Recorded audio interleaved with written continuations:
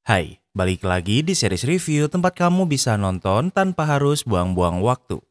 Kali ini kita akan membahas series Gannibal Season 2 episode ke-7. Sebagai pengingat, di episode sebelumnya, Daigo sudah tahu di mana Mashiro dan Keisuke juga akan membantu menyelamatkannya. Sementara Yosuke dan Kuroe berencana keluar desa, namun sayangnya Sadamu menjebak mereka. Sementara kepolisian akan segera mengirim pasukan untuk menyerbu keluarga Goto. Apa yang akan terjadi di episode ke-7 ini? Tanpa berlama-lama, mari kita bahas.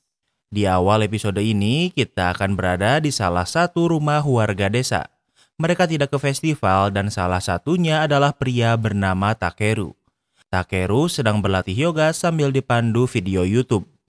Dari ruangan lain, Takeru bisa mendengar orang tuanya yang membicarakan festival yang sedang diadakan.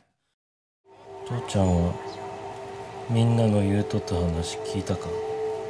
ことは終わりらしいで。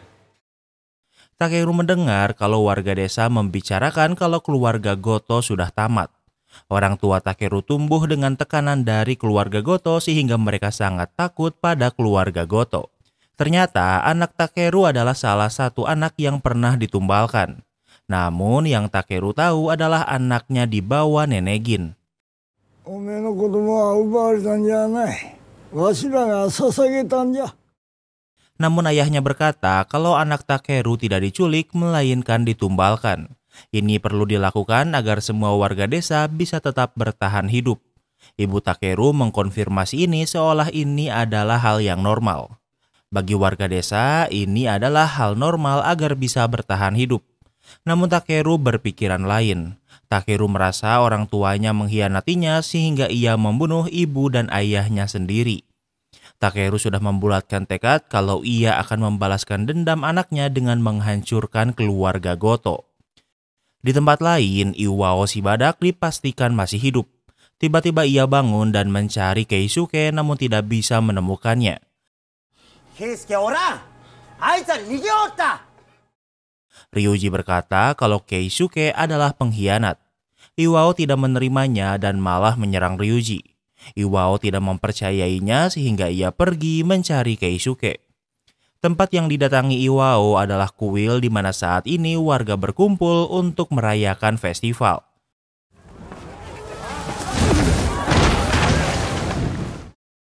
Iwao mengamuk dan tidak ada keluarga Goto selain dirinya. Namun tidak ada warga yang berani menghentikan Iwao yang mengamuk.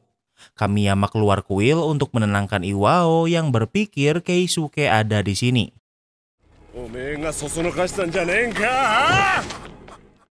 Iwao tahu kalau Keisuke dan Kamiyama sering bertemu dengan rahasia. Iwao pikir Kamiyama menghasut Keisuke untuk menjadi pengkhianat. Di saat yang sama, warga sudah muak dengan keluarga Goto yang suka seenaknya. Hanya ada Iwao di sini dan ia mengancam akan membunuh Kamiyama. Warga desa cuma bisa diam dan tidak melakukan apapun. Tak lama kemudian Masamune muncul dan memohon Iwao untuk tidak membunuh Kamiyama. Iwao melepaskan Kamiyama karena Masamune tahu di mana Keisuke sekarang berada. Iwao meminta Masamune menunjukkan di mana Keisuke sekarang berada. Sementara itu, Kuroe masih di mobil melihat Sadamu menyerang Yosuke di jembatan. Sadamu paling membenci pengkhianat apalagi jika berasal dari keluarga utama. Sadamu masih belum tahu kalau Kuroe ada di dalam mobil. Kuroe menemukan pisau di dalam mobil dan memiliki ide. Setelah lelah memukuli Yosuke, Sadamu berencana membunuhnya.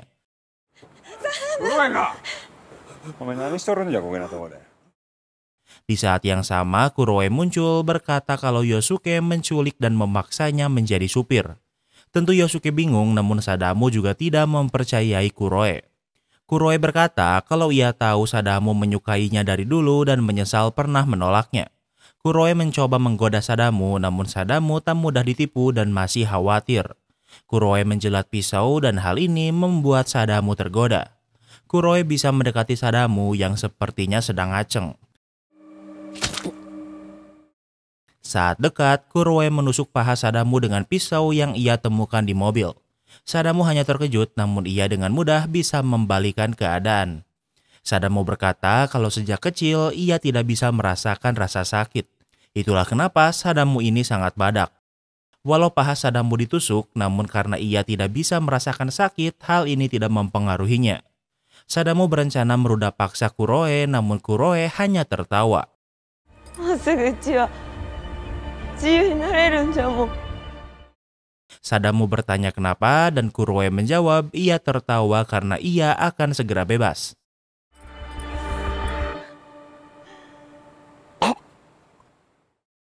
Saat Sadamu akan melepas celananya, tiba-tiba ia kejang-kejang. Ternyata Kuroe tahu kalau Sadamu memang tidak bisa merasakan sakit. Itulah kenapa ia mengoleskan paraquat yang merupakan herbisida yang kuat pada pisau yang menusuk paha Sadamu. Herbisida ini sangat kuat, bahkan cukup untuk membunuh manusia. Sadamu kejang-kejang hingga terjatuh dan mulutnya pun mulai berbusa. Kuroe menginjak-injak Sadamu untuk membalas dendam. Karena ingat, Sadamu adalah orang yang membawa Kuroe kembali ke desa ini setelah cukup lama kabur. Dan tak lama kemudian, Sadamu pun meninggal. Di saat yang sama, ada banyak mobil polisi yang akan menyerbu desa melewat.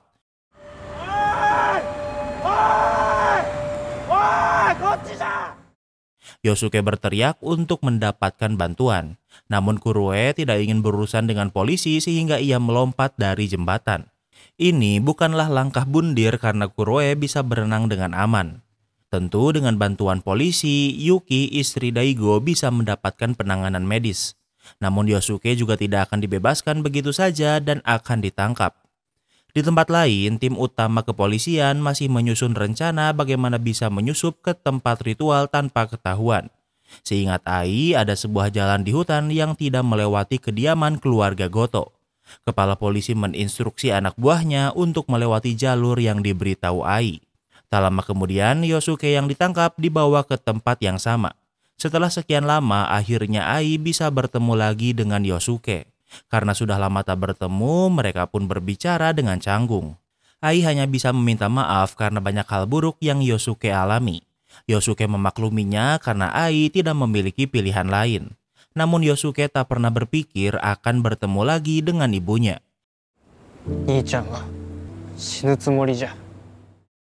Yosuke juga memberitahu kalau Keisuke berencana untuk mati.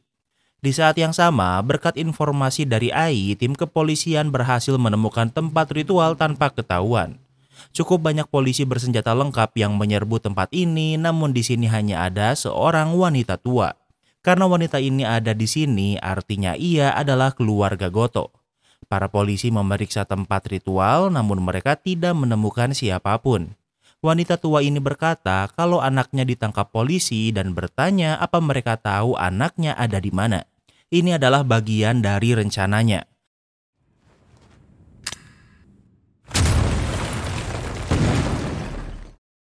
Ternyata ini adalah perangkap di mana wanita ini dipenuhi bom di tubuhnya dan meledakkan banyak polisi di tempat ritual. Di tempat lain, para warga sedang merenung walau mereka menang jumlah dari Iwao, namun mereka masih terlalu takut untuk bertindak.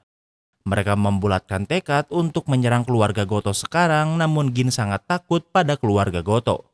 Ia ingin melarikan diri, namun warga desa lain memandangnya sebagai pengkhianat. Gin dipukuli, namun ia berhasil melarikan diri.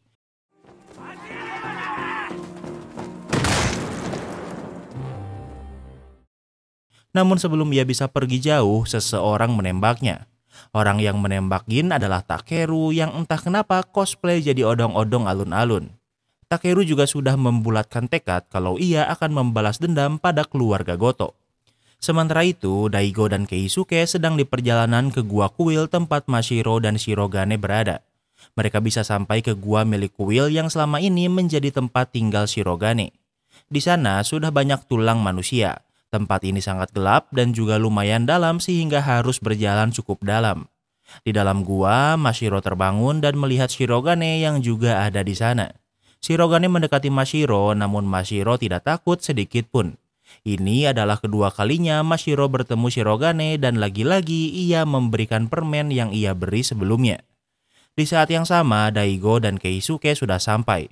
Shirogane tidak menyentuh Mashiro dan hanya memakan permen yang Mashiro berikan. Sepertinya permen ini adalah satu-satunya makanan selain daging manusia yang pernah Shirogane makan.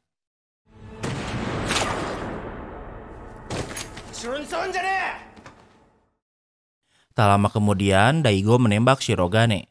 Namun lagi-lagi Mashiro si kampret malah melindungi Shirogane. Walau sudah ditembak, namun Shirogane masih belum mati. Shirogane melihat Keisuke dan sepertinya ia tahu kalau Keisuke adalah anaknya. Sebelum Keisuke menembak, tiba-tiba muncul tangan dari pasir. Nenek Gin memanjat tubuh Keisuke dan saat ini ia sedang dalam pengaruh genjutsu. Keisuke diberitahu Gin muda dan tua apa salahnya memakan daging manusia. Dalam hidup, yang paling penting adalah dimakan atau memakan. Tiba-tiba di tempat ini dipenuhi banyak mayat. Gin berkata kalau mereka hanyalah daging untuk dimakan. Keisuke menjadi ragu dan menurunkan senapannya. Namun ia memukul kepalanya berkali-kali dengan senapannya. Kini ia sudah membulatkan tekadnya kemudian menembak Shirogane walau banyak bayangan Nenek Gin menghalangi. Keisuke menembaknya tepat di dahinya. Namun tak lama kemudian anggota keluarga Goto lain muncul melihat pengkhianatan Keisuke yang membunuh Shirogane yang sudah seperti dewa bagi mereka. Keisuke tahu kalau ia tidak akan bisa pergi hidup-hidup sehingga ia tidak melawan. Namun ternyata Shirogane masih belum mati. Shirogane mendekati Keisuke namun bukan untuk balas dendam. Shirogane mencoba melindungi Keisuke sambil memintanya untuk tetap hidup. Melihat Shirogane dan Keisuke, sepertinya Shirogane tahu kalau Keisuke memang anaknya dan ingin melindunginya. Sepertinya Shirogane mengingat bagaimana Gin muda menyayanginya saat ia masih kecil. Dan dengan begitu, episode ke-7 pun berakhir. Kini kita masuk ke sesi rating. Episode ke-7 ini pendek banget, cuma 48 menit. Belum dipotong intro sama outro. Udah gitu, 5 menit pertama malah ngebahas si Takeru, karakter yang baru muncul saat season kedua ini tinggal 2 episode lagi. Mimin gak terlalu suka episode ini karena sangat jelas isinya sebenarnya pendek tapi dipaksa dibikin panjang. Untuk episode ke-7 ini, Mimin kasih rating 7/10. Apa kalian setuju dengan rating Mimin? Jangan lupa like video ini kalau kamu suka dengan video ini dan jangan lupa juga cek video kita lainnya. Terima kasih sudah menonton dan sampai bertemu lagi di episode berikutnya.